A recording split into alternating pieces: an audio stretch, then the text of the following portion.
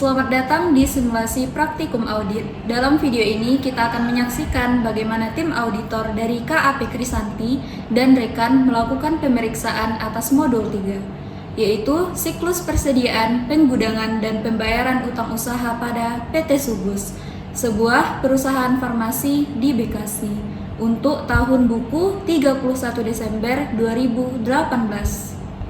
Saudara, mulai hari ini kita melakukan untuk pemeriksaan modul 3. Sesuai perencanaan audit kita, ada beberapa masalah yang harus kita selesaikan. Pertama, stock of name persediaan di gudang PT Subus dilakukan pada tanggal 1 Januari 2019. Yang kedua, pengujian barang terhadap seluruh pemasok mereka. Siap Pak, hanya saya sudah pakai eksekutif di perbulan sebelumnya, baik untuk persediaan maupun pembelian dan utang. Ada beberapa poin yang perlu kita tindak lanjuti. Bagus. Ingat, audit kita di sini ada 8 akselerasi utama untuk persediaan. Existence, apakah barang yang dicatat memang secara fisik. Competence, apakah semua persediaan sudah dihitung. Ownership, apakah semua persediaan milik perusahaan. Valuation, apakah penilaiannya sudah sesuai prinsip akuntansi, dan seterusnya, termasuk cut off, qualification, mechanical akurasi, dan closure. Dan untuk utang usaha, kita perlu memastikan semua kewajiban yang ada pada tanggal neraca sudah dinyatakan lengkap dan akurat, termasuk bisa batas klasifikasi dan pengungkapannya. Tepat sekali. Oke, sebelum kita ke lapangan, kita review dulu hasil SEQ yang sudah kita lakukan. Kita mulai dari SEQ persediaan.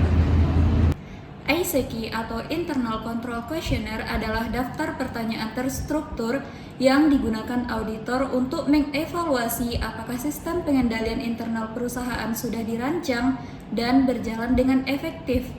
Hasil ICQ ini menjadi dasar penilaian risiko dan penentu luasnya prosedur audit yang akan dilakukan.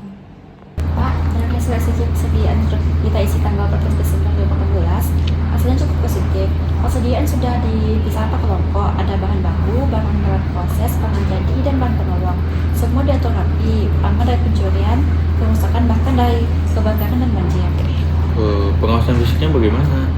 Ada penjagaan tersendiri? Ada Pak, gudang di bawah pengawasan pengelolaan khusus dan hanya petugas berwenang yang boleh masuk. Setiap pengeluaran barang jadi juga harus berdasarkan surat jalan atau dalam pre-order yang sudah diautorisasi pejabat berwenang. Sistem pencatatan perpetual ya, kartu persediaan selalu diupdate setiap ada mutasi. Betul Pak, dan yang penting kartu persediaan dipegang oleh staf yang berbeda dari penjaga gudang. Ada pemisahan fungsi yang baik.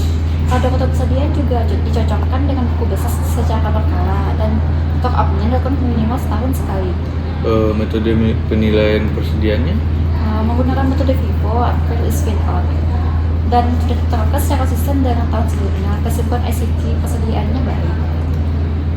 Sekarang kita cek ICQ untuk siklus pembelian dan utang. Bagaimana order pembeliannya? Pembelian dilakukan oleh bagian administrasi pembelian yang terpisah dari bagian akuntansi, pembayaran, penerimaan barang, penyimpanan, dan pencatatan persediaan. Setiap order pembelian diberi nomor urut, tercetak, dan diautorisasi pejabat yang berwenang. Tembusannya dikirim ke bagian akuntansi untuk dicocokkan dengan laporan penerimaan barang dan faktur. Bagus, itu 3 pengendalian dokumen yang sangat penting. Bagaimana dengan penerimaan barang? Untuk penerimaan barang, ada bagian penerimaan barang yang terpisah dari pembelian maupun pembayaran. Maka memeriksa kuantitas, kondisi, dan spesifikasi barang sesuai order. Laporan penerimaan barang diberi nomor urut tercetak dan tembusannya dikirim ke akuntansi. Untuk pencatatan utangnya? Untuk catatan utang ada buku utang, daftar kreditor disusun secara up to date dan dicocokkan dengan akun kontrol. Pemegang buku akun kontrol juga terpisah dari pemegang buku mentu utang. Meskipun ICQ pembelian utang dan utang baik. Pemisahan fungsi antara bagian yang memesan, menerima, menyimpan, mencatat, dan membayar adalah inti dari pengendalian internal yang kuat dalam siklus pembelian. Ketika fungsi-fungsi ini dipisahkan, maka risiko kecurangan dan kesalahan bisa diminimalkan. Selamat pagi Bu Nanda, kami perlu meminjam beberapa dokumen transaksi pembelian untuk pengujian ketaatan. Kami akan mengambil sampel dari beberapa bulan yang tingkat pembeliannya tinggi. Selamat pagi juga Pak Arya. Ini silahkan, kami ada beberapa berkas order pembelian yang sudah saya siapkan. Ini terdiri dari nomor 2009 sampai dengan 284 dari tertanggal 29 Desember 2018 dan semuanya juga sudah saya tanda tangani. Terima kasih Bu Nanda. Saya perlu verifikasi apakah setiap order pembelian ini sudah disertai dengan lapor penerimaan barang dan faktur kredit masuk.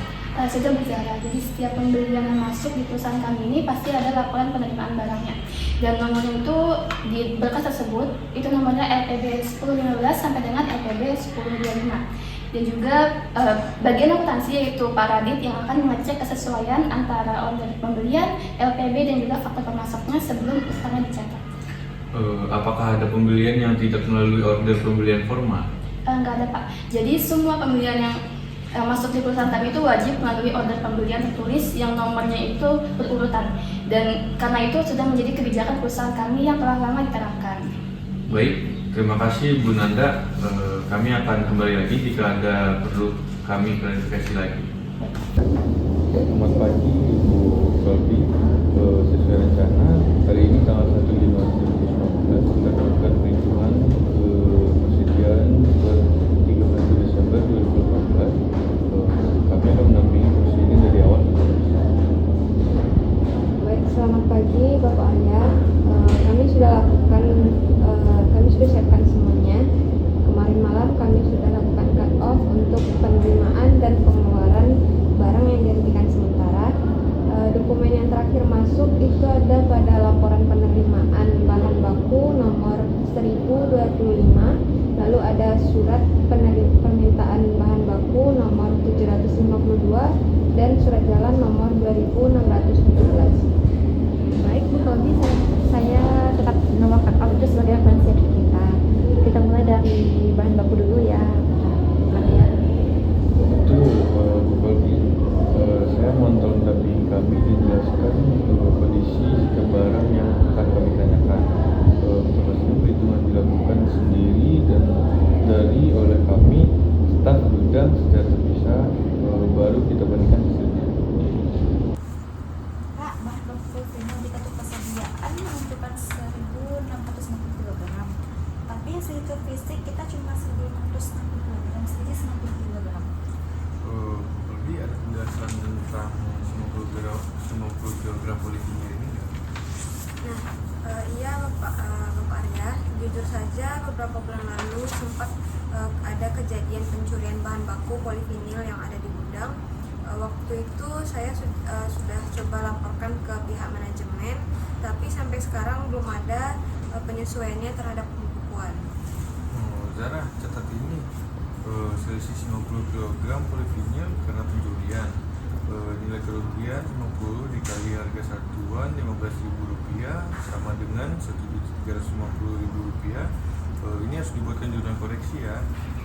Debit beban kerugian pencurian, kredit persediaan bahan baku sebesar Rp1.350.000. Karton box di kartu persediaan itu 62.540 pieces. Fisiknya 52.580 pieces, selisih 10.000 pieces. Bu Kolbi, ini selisihnya cukup besar. Ada apa dengan 10.000 pieces karton book itu? Oh yang itu Pak, waktu bulan lalu sempat terjadi banjir, jadi gudang kami terendam. Ada sekitar 10.000 karton box itu sudah rusak total, jadi tidak bisa digunakan lagi. Dan kami belum sempat menghapusnya dari catatan persediaan karena masih menunggu otoritas dari manajemen. Baik, ini harus di write off ya, Zara. Catat koreksi, jurnal koreksinya, debit beban kerugian persediaan rusak, kredit persediaan bahan penolong sebesar 10.000 kali Rp1.100, yaitu 11 juta rupiah. Siap Pak, terus catat. Pak, barang dari Rukofin SP500 di kartu persediaan itu 39.500 kg. Fisiknya cuma 37.500 kg, selisih 2.000 kg. Kolbi ke COVID-nya SP 500 selisih 2000 kg. Apakah ada yang keluar baru-baru ini? Betul Bapak Arya, 2000 kg itu dititipkan pada PT Unicorn untuk dijual, dan PT Unicorn sudah menyampaikan secara tertulis bahwa dia akan menyimpan barang tersebut. Itu barang konsinyasi keluar.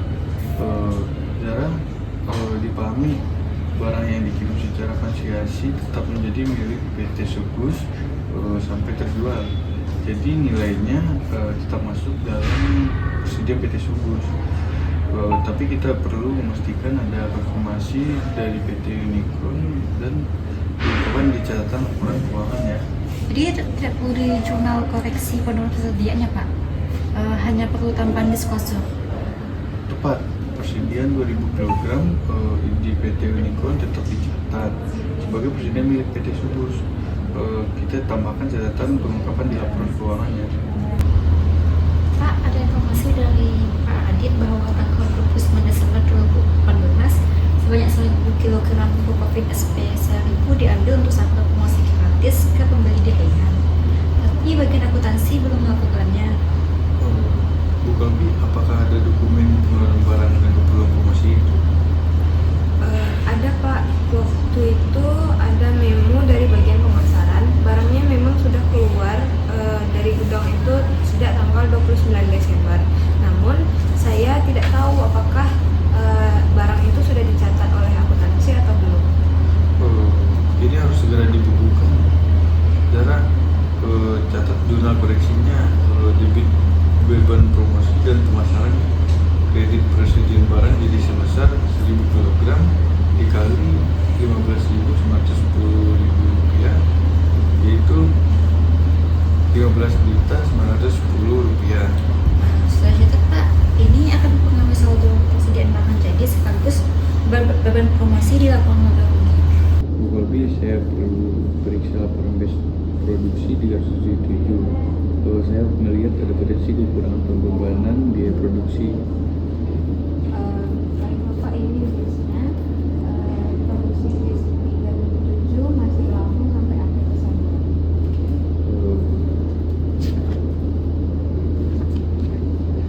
Dari hasil pemeriksaan saya ada kekurangan pembebanan upah buruh pabrik yang belum dibayar dari tanggal 26 sampai 29 Desember 2018, 4 hari kerja. Pembayaran harus dilakukan tanggal 3 Januari 2019 sebesar 15 juta rupiah, tapi biayanya harus di tahun 2018. Ini prinsip akumulatif ya Pak, di mana biaya debit saat terjadi bukan saat dibayar. Jadi jurnalnya debit upah langsung 15 juta rupiah, kredit utang gaji 15 juta rupiah, nilainya akan menambah barang dalam proses batch 377. Persis, sudah dicatat semua teman kita hari ini. Sudah Pak, 5 temuan dari satu temuan sudah saya dokumentasikan. Kita masih perlu bahas satu temuan lagi dari pembelian dari PT Delta. Betul, itu akan kita bahas bersamaan dengan konfirmasi utang usaha. Bu Kolbi, terima kasih atas kerjasamanya hari ini. Sama Pak Arya, silahkan kalau masih ada yang saya perlu bantu.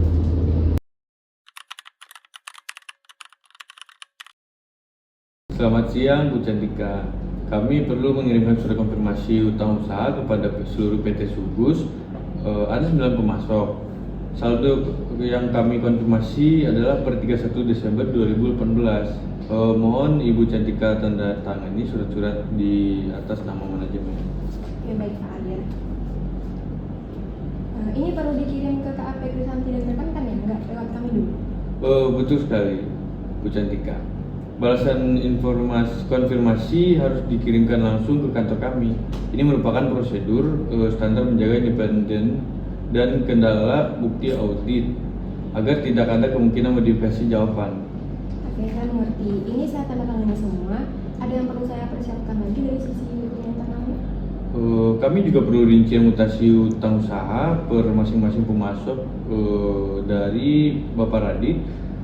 Kami minta sebelumnya, dan nanti setelah balasan masuk kami akan segera menganalisis hasil dan melaporkan kepada Bu Cantika. Baik, saya akan pembahasannya ya. Saat ini semuanya berdasarkan informasi dan masuk.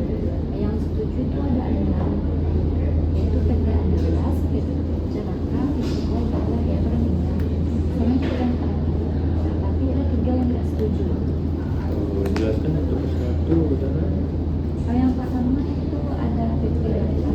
Mereka mengkonfirmasi saldo 500 juta 597 ribu rupiah. Dan kita mencatat 502 juta 597 ribu rupiah. Isinya 950 ribu. Yang terdapat mereka ada kesalahan pencatatan pada tanggal 3 Desember 2018. Penerimaan piutang 990 ribu belum dicatat sebagai piutang total. Jadi harga kita harus dikoreksi turun menjadi 501.567.000 rupiah disesuaikan data utang ke PT Bakar. Dan ini juga sudah terkonfirmasi, kita membayar sekitar 501.567.000 rupiah ke Berkat di bulan Februari 2019.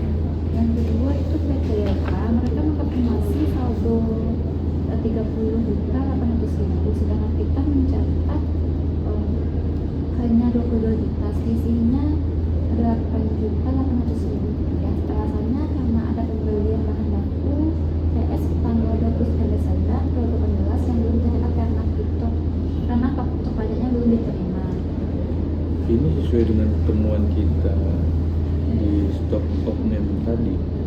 PS yang belum dihubungkan, barang sudah diterima tanggal 29 Desember, jadi utangnya harus diakui tahun 2018.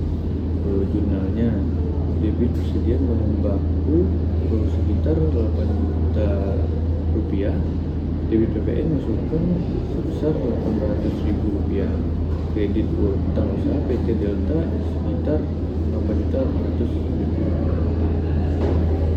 Dan pembayaran ke PT Delta di Februari 2019 itu 30 juta 800 ribu rupiah. Sesuai konfirmasi mereka. Ketiga PT Elang, mereka mencatat 35 juta, kita catat 33 juta, selisih 2 juta rupiah.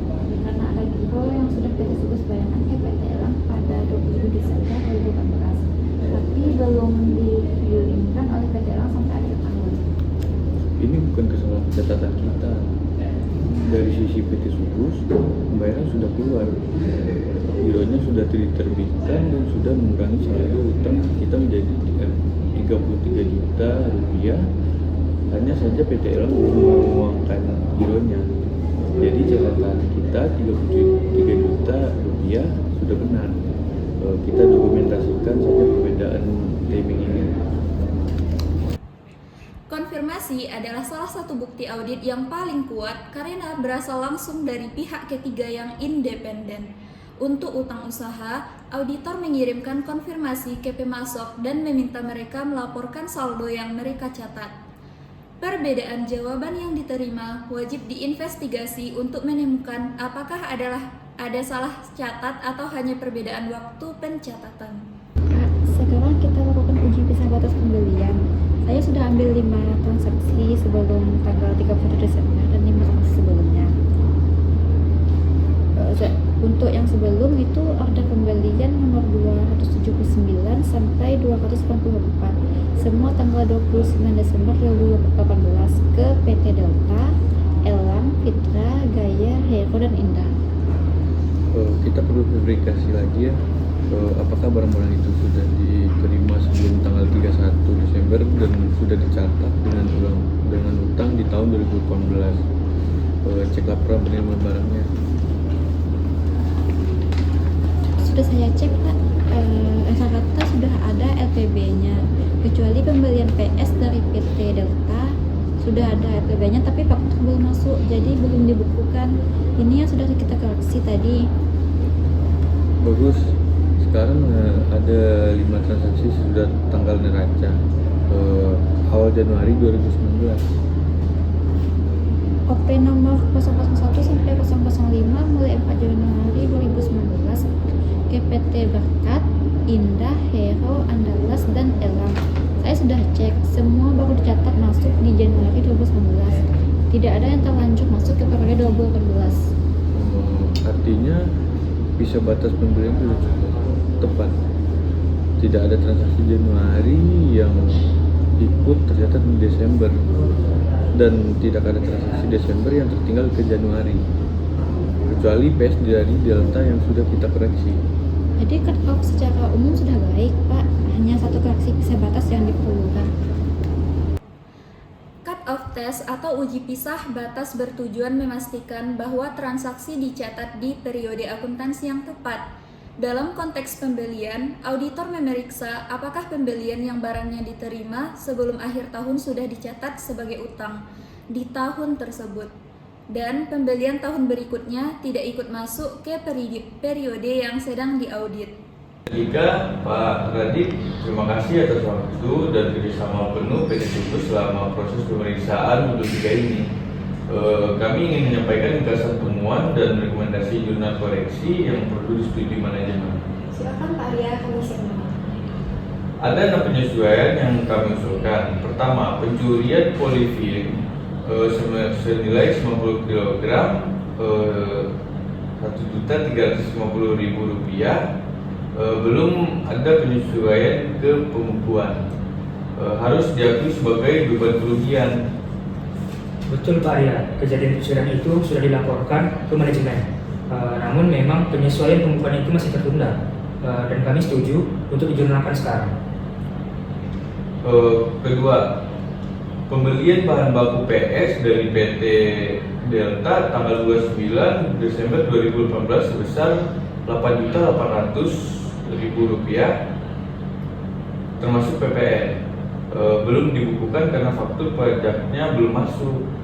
Barangnya sudah diterima, jadi utang harus diakui di tahun 2018. Iya, itu memang sudah masuk ke gudang berdasarkan LPB, namun kami masih menunggu faktur terlebih dahulu. Sekarang semuanya sudah jelas dan kami akan buat jurnal aktual. Yang ketiga itu 10.000 pieces carton box senilai 11 juta rupiah rusak karena banjir dan sudah tidak bisa dipakai. Perlu di write off dari persediaan. Setuju. Sudah ada dokumentasinya dari Ibu Kolbi. Yang keempat itu 1.000 kg untuk COVID SP 1000 senilai 15.910.000 yang dikirim sebagai sampel promosi ke Hainan tanggal 29 Desember 2018 belum dibukukan. Perlu diakui sebagai beban upah langsung dari utang gaji. Itu memonya dari Pak Direktur Pemasaran ya. Kami akan segera buatkan jurnalnya. Kelima, upah buruh pabrik tanggal 26 sampai 29 Desember 2018 sebesar Rp15 juta belum diakui sebagai beban di tahun 2018 karena dibayar baru tanggal 3 Januari 2019. Harus dicatat debit upah langsung, kredit utang gaji. Dan keenam, utang ke PT Berkat perlu dikoreksi turun Rp960.000 menjadi Rp501.567.000 sesuai kalkulasi dan pembayaran aktual. Baik Pak Arya, semua temuan ini masuk akal dan kami juga memahami bahan dasarnya. Kami setuju untuk memproses ke-6 jurnal koreksi ini. Pak Radit, tolong nanti koordinasikan dengan tim akuntansi ya. Siap Ibu Cantika, akan saya proses segera dan akan saya kirimkan revisi neraca saldonya ke tim auditor. Terima kasih. Ini Bu Cantika, Pak Radit. Selanjutnya kami akan memperbarui kertas kerja neraca dan kertas kerja laba rugi berdasarkan koreksi ini. Pemeriksaan modul 3 ini kita nyatakan selesai. Itulah ilustrasi lengkap proses audit modul 3 di PT Subus. Kita telah menyaksikan bagaimana auditor menelaah pengendalian internal melalui ICQ, turun langsung ke gudang untuk stock of name, mengirim konfirmasi ke pemasok, dan melakukan uji pisah batas. Semua prosedur ini bertujuan satu hal, memastikan bahwa laporan keuangan PT Subus menyajikan informasi yang andal, lengkap, dan bebas dari salah saji material. 6 jurnal koreksi yang dihasilkan dari audit ini akan berdampak pada saldo persediaan, beban produksi, beban promosi, utang usaha, dan utang gaji, yang semuanya akan tercermin di kertas kerja neraca dan kertas kerja laba rugi. Semoga video ini bermanfaat.